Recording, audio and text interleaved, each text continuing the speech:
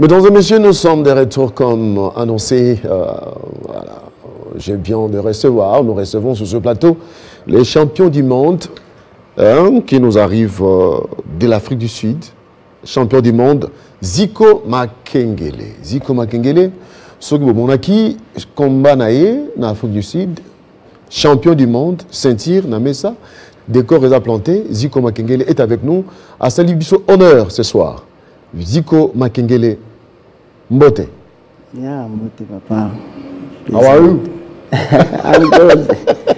Alors, félicitations. Félicitations, champion du monde MMA. Yeah. Champion du monde MMA. Combat cage, c'est la vie ou la mort? Yeah, combat cage, donc la vie ou la mort quand de l'obiomoko. Donc il y a combat mort, ce n'est pas facile, il y a facilité. Comment tu es arrivé? Néno combien de niveau là? Yeah. Na combien de niveau là pour bitumbeza loko la musana quoi. Ya bina musana nga donc na bandango bomwana banda na Congo. Ndina banda na Kinshasa. Yeah, na banda na Congo na judo. Zaki na judo awa. Na banda judo ko tu na âge moins 5 ans. Donc ya kipena don nga bitumba donc ya don nga. Vous êtes guerrier. Ya na guerrier au ba yibinga na mboko na métal ba judo donc mais écoute le bezati. Voilà. Vous avez accompagné Cédric Martin, manager sponsor. Cédric Martin. Bonsoir. Bonsoir. Ça va? Très bien. Ça va très bien. C'est vrai. Vous avez bien managé. Très bien managé. D'abord, avant de continuer, on va prendre cette image. Jocelyn, est-ce qu'on peut prendre l'image? Pas encore. Ok. Cédric Martin, dites-nous un peu. Tomoni, ceinture, ça pèse, ça pèse tellement. On voit ça toujours à la télé. Être champion du monde dans MMA, ce n'est pas facile. Comment avez-vous, quelles sont les étapes pour l'équipe a comme champion? Vraiment beaucoup d'étapes. C'est pas facile. Nous avons un sacrifice belé fois ça là. Puis nous avons quelque part parce que nous sommes libres. Mais ce que déjà à préparer tous les jours, on est toujours prêt pour Bunda. Toute l'équipe est pour la préparation combattu comme on a niveau Oyo. Ils ont facilité. Et puis, il y a Bounina Banyama, il y a Miketi. Et puis, surprise, dans l'histoire de l'IFC, il y a ceinture Oyo. Il le meilleur champion. Il y a des champions, mais le meilleur champion, c'est lui. L'IFC Mobimba. Alors, ils ont vraiment facilité. Étape, ils appellent ma Kassi. On a passé des étapes économiques. On a passé des étapes physicales. Étape moi santé puis sous au moins pendant que soit Melima était à Koufi. Matame bimika moi muke pour sentir les amis, to lié to profiter tout les normes mingi pour te vendre. Alors mais il y a pas tous reposer moi muke mais ça qui vraiment facile c'est sur talier au moins ben mutunga Koufa déjà. Alors ça ba sacrifice belé ça vraiment. Alors Zico, tant que vous la ceinture yo, tant que na Kinshasa, ba yambio na RTNC, ba congolais nyonso sur ba monio ba féliciter yo. C'est mon ini aux en avoir la minute. Et ça que donc et ça la mano bien. Donc ndina sala ka sport na ngabo ata ibande na ngeza difficulté donc na mona ka bisengo na suka na mona lingana ko match objectif ile quoi eza kwa na judo so bi mi champion donc elo ka toto bunda judo tant bandi judo elenga judo zalaka ko ma champion comprendre ko ma champion mi champion bundu champion elenga judo ngono bundu bambuka libanda pour voyager que ko tu l'équipe nationale na combien na niveau na open na bitumbo na changer sport mususu donc na bundi ti nzemba pesinga makasi na susu titre haut donc na moniki bitumba pena le combat est passé même sur Canal+. Est-ce que c'est le même niveau avec les Camerounais Nganou? Parce que Nganou est champion du monde, Diop est champion du monde, donc Nganou champion du monde. Champion du monde, il y a lourd, mais il y a champion du monde léger, Walter. Walter. Alors, combat et les journée? Combat le 9 avril. 9 avril. Le 9 avril, voilà. On va d'abord prendre l'image de ce combat, voir comment est-ce que Zico Makengele avait atomisé son adversaire. Suivez.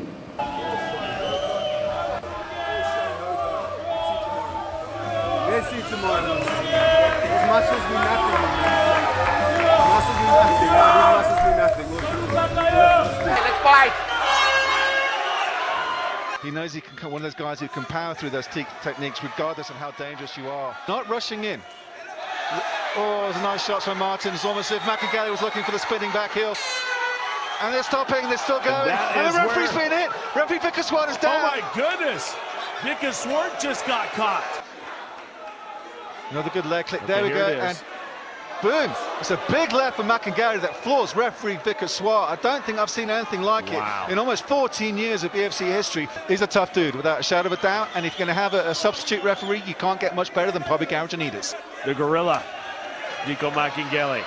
Exactly, Martin strikes from range, will lay himself open to be slept.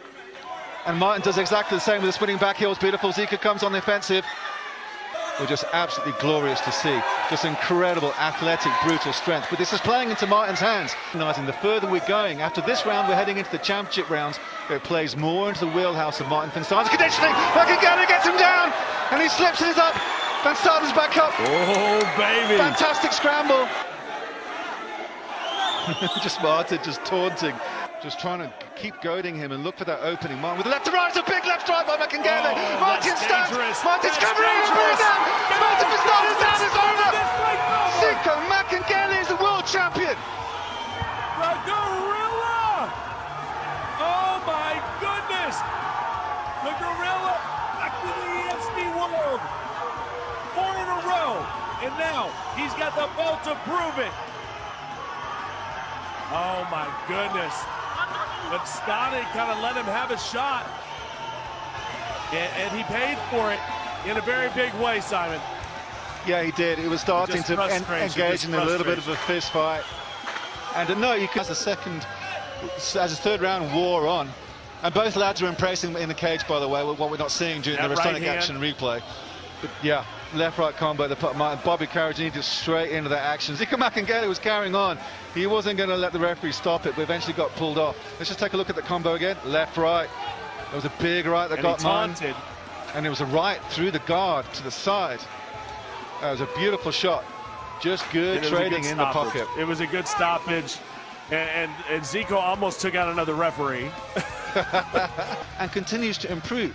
You know, we talk about the natural athletic ability this guy has, but he proved everyone wrong by going into the later rounds. He wasn't gassing, he kept patient, he kept cool. The bright lights here at the EFC fighting for a world title did not faze this lad whatsoever. Ladies and gentlemen, referee Bobby Karajanides has called a stop to this contest at 2 minutes and 14 seconds of the third round, declaring your winner by knockout. And the new EFC welterweight champion of the world, Zico Gorilla Makengele. Eh oui, c'est lui, Zico Makengele. Hassan Abisso, mon mboka Congo atomboli bendele. Combat on est ebeta makiwan. Ezala kiwan. Ezana Jonasbo, contre Martin Van. Yeah. Tant que tu as l'image, tu as non, et ça l'a bien. C'est dans mon ça l'a bien, donc Moussa le fouti. Moussa le fouti. Moussa le fouti, donc ça l'a. Alors, au Longo Kinshasa, ok, n'a qu'une ambition pour ça là, sport, il y a MMA ou bien il y a par hasard.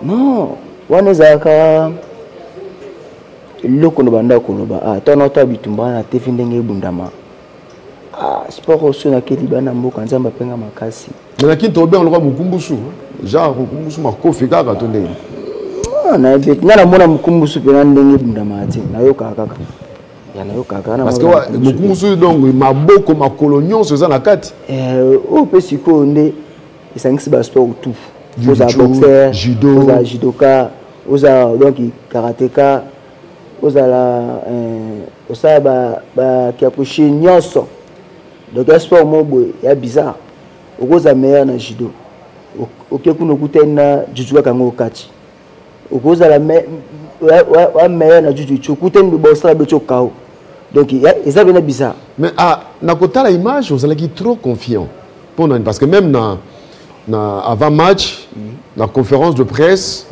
vous avez déjà motivé na kinto bananenga nyama.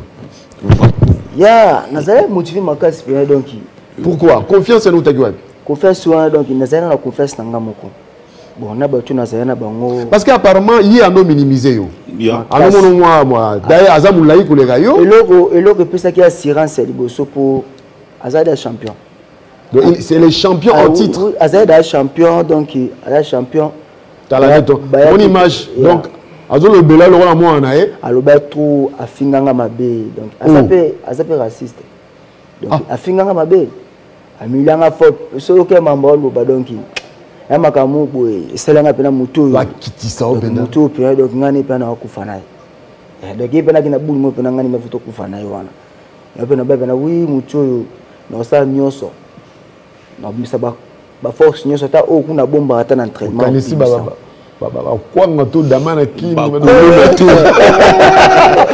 bakuluna nyonso to bunda nyonso to mona donc lelo yo ressentir yende la ki bondo bengo kwa mkonjo ba fiti mkonjo ba fiti donc na sa chemin na ngana okende bien na tabu nsuka misenga mutu mobo mutu makasi ponga tana bunda kina zana 3 combat zana 3 victoires sukuna ba combat bunda batu ba pesenga babande ko kimara bat bando kimanga mingi tana bundu pour me combat moniki mutu ba pesa deuxième combat mutakimi bazo dukelanga mutu ti ba pesa mutu mona bundu suna beti na troisième ba ke jona brésilien mobo brésilien suna beti mabe après ce que batal mutu bazena bundu ce que basala et baza bu ce que basala tellement azeda champion donc azongelo bunda yi susu donc il y a abundé ba sentir ata ba 5 fois dans un maman la champion donc abeta ba kao ya mabe donc na kutani na nyama na gorilla siko a Congo donc do akuta siko mutu mobo bango ba ka ke pone la ki boso ganinga anga ki buna États-Unis aki buna UFC États-Unis et siko donc na monika moto yo siko le gagner prochaine étape les années aucun des États-Unis to tika na Afrique du Sud non ba combien libanda ebele fona ke bundango na kende bunda libanda yo monike tozawa to résoudre ba kamoto to zokina no na mabele ba ko koza bénédiction ba parents bénédiction mboka comme ça au kende obeta bango lisusu mabe na gelia soulini donc na otavena plus que donc ya mabele azali boso na ke koma sko to onde mais discipline leki hein non discipline de ngwana parce que le ko bumaka ba sportif ba star na biso ba musicien ba joueur ezalaka manque de discipline zika comme na sommet à beti champion mais combat ezo ba beti ziko ndenge ni parce que on a moins négligence là qui pour ba master ba mo na ba boîte ba nini ko la retard parce que tu as besoin tika la na sommet est-ce que yombo ko concerne le kwana mais makasi nazana ba puya makasi na bato ba soutenir ngana ba conseil ti manager ngana Cédric donc a soutenir ngai donc so abimi donc il faut insister ya bimaka ya to bita moi tout quelque part donc il ndako na pena ba oba edinga kuna na mboka wana asala kaka msusu musala na msusu musala entraînement parler vivaka bongo donc ba vie msusu mais bien on tient pour na ebi on lobby ba combat msusu za libanda est-ce que le resto ba combat libanda ils a prévu après avoir obtenu cette ceinture ba combat libanda ezala wapi ba combat libanda msusu déjà OK combat liboso na juin eza na Dubaï deuxième combat eza na États-Unis eza na août na août na États-Unis na Texas. Na Texas. Yeah. Alors le grand boulot. Yeah. Alors après deux combats on a trouvé parce que calendrier mususu. Oui mais donc faut à ça peut faut pena bita na ni na Dubaï après bita na Afrique na ni na Texas pour trouver parce que calendrier prochain. Mais na Kinshasa boya qui ba kondi ba bibino pour ministre des sports et bibino. Vraiment. Avec féliciter bino. Vraiment, le par propre ministre sport, dans la motivation. Donc, on a une inspiration et une motivation. On espère que nous avons télé tout pour gagner. Donc, au moins, une victoire. Vraiment très supportif. Et puis, merci beaucoup pour aider Bisso et l'autre qui objectif de Bisso Azaki Mukanda. Passeport. Passeport. Et puis, après, si Bisso problème, on il y a tout le temps. Il y a qui a émotion. Il y a émotion. Il y a la limite de la trop. Vraiment. Albert Ming, donc sur terre, na réseaux sociaux, mona. Alors, il y a Salibiso, Toziango. Il y a un ensemble, merci. Et na commissaire de so na côté moi tel boko likolo bo.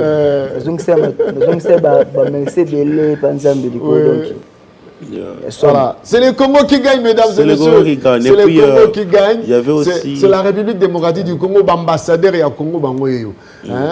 L'Afrique du Sud, na TV5, na Canal+, on a parlé des Zico Makengele, il est en face de nous. Voilà, le lot sur Télé 50. Voilà, Cédric Korobi. Bon, on a juste merci à l'ambassadeur de Bisso en Afrique du Sud, monsieur Fidel.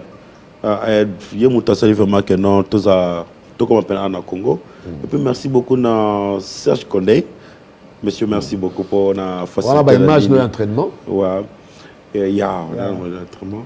Et puis merci beaucoup à la support. Le Congo m'a vraiment pas la support.